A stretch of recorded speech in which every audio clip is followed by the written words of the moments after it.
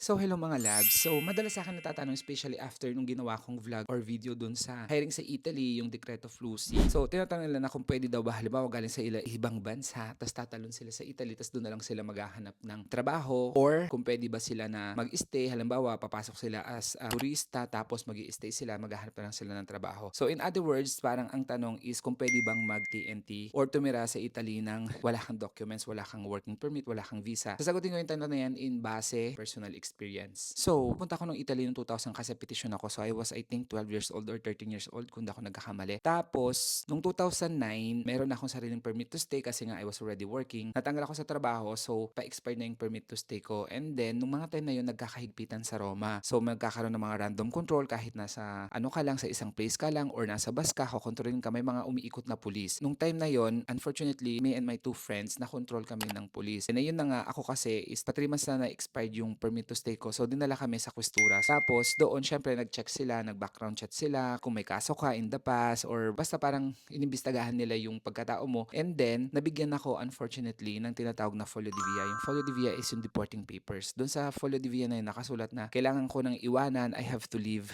the country in 15 days. Then, pinapirma kami, and then pinaalis kami, pinalabas kami. Tapos mamaya, explain ko sa inyo kung bakit. So, kung tinatanong nyo sa akin kung maganda ba or po pwede ba na tumalong kayo sa Italy nang wala kayong documents, of course, ang sagot ko is no. Kasi kapag wala kayong documents sa Italy, maraming mga benefits na hindi nyo magamit. Like for example na lang sa hospital or sa pagpapadoktor. Pangalawa, yung mabubuhay ka nang natatakot ka kasi baka makontrol ka. And hindi mo kasi talaga alam kung kailan ka makokontrol kasi nagkakaroon talaga ng random check sa Italy lalo na't marami dong mga iba't ibang lahi, maraming immigrants. So talagang normal yun sa Italy. Then pangatlo, like for example, kapag nagkaroon ng problema sa Pilipinas, kailangan mong umuwi at umuwi ka nang wala kang documents, syempre record na yon at hindi ko masasabi kung makakabalik at makakabalik ka. So isa pang reason kung bakit hindi rin maganda na wala kang documents sa Italy is kasi hindi lahat ng amo tumatanggap ng walang papel or pumayag sila na wala kang papel. So nung mga time ko na yon, paano ako nagkaroon uli ng permit to stay? So ang maganda kasi sa Italy, aside sa direct hire, nagkakaroon din sila or nagbabagsak din sila ng sinasabing amnesty. So pag sinabing amnesty, yan yung mga binibigyan ng pagkakataon, yung mga undocumented na para magkaroon ng permit to stay o yung tinatawag namin permesso di soggiorno. So I was lucky kasi nung nakalala ko yung friend ko tapos may kalala siyang lawyer. So yung lawyer po siyang naglakad ng permit to stay ko. So nung nagkaroon nga ng amnesty, I think that was 2012, nakapasok ako sa amnesty, na-provide ko lahat ng mga documents, supporting documents, napatunayan ko na tagal na ako sa Italy, nagkaroon lang ako ng problema, lahat ng mga documents na binigay sa akin ng abogado ko, binasa ko, and yun, nag-grant uli ako ng permit to stay. So ang tanong ninyo, bakit ka pa pinalabas kung binigyan ka ng deporting papers? So base kasi sa experience ko sa Italy, may mga iba't ibang klase ng tinatawag na folio de via or yung deporting papers kasi may mga deporting papers na binibigay dahil kagaya ko na expired yung permit to stay ko. So actually yung friend ko pangalawang beses na niya. Nung first time mag-isa lang siya tapos nung pangalawa kasama ako, yun nga yung magkakasama kami na binigyan siya ng folio de via ng second time. Pero dahil nga ang nakalagay pa rin dun sa folio de via is dahil expired yung permit to stay niya. And meron din tinatawag na folio de via na mas malala kasi may mga kaso na for example may kaso about drugs or crimes. So yung pag ganun kasi may possibility na diretso ka na ng Pilipinas. Pag ganun nakagrabe yung nangyari sa'yo. But kung tatanungin ninyo, pwede ba or hindi po pwede? Para sa akin, nung nakatira ko sa Italy, marami po talagang walang documents na nagkaroon na rin sila ng problema. Sa either may documents sila noon, tapos na expired, hindi nila na-renew, hindi sila nakahanap ng amo na magre-renew, or yung iba siguro na tourist lang, tapos yun na nga tumalon, hindi na umuwi ng Pilipinas. So kung tatanungin niyo kung meron yung mga tao na walang documents, so I'm talking general, hindi lang Filipino, iba't ibang lahi din meron. And not only in Italy, marami yan buong sa Europe. Kaso nga lang, yun ang sinasabi ko na kapag you'll never know kapag ikaw ang natapatan ng pulis kung saan ka man at pag nakontrol ka, kung mahigpit man yung nag-control sa'yo, may possibility na pauwiin ka talaga kung saan ka bang bansa nang galing, kung saan man yung origin mo. At gaya ng sinabi ko sa Flussi, dahil meron naman tong pagkakataon na to na nag-hire sila from 2026 to 2028, pa tayo mag-risk na tumalon or mag-stay ng walang documents or illegal sa Italy kung nagbigay na sila ng chance na ganito para makapasok ka ng legal. So yun lang mga labs, thank you for watching and syempre huwag nyo kalimutang mag-like and share nyo na rin tong video na to. Bye!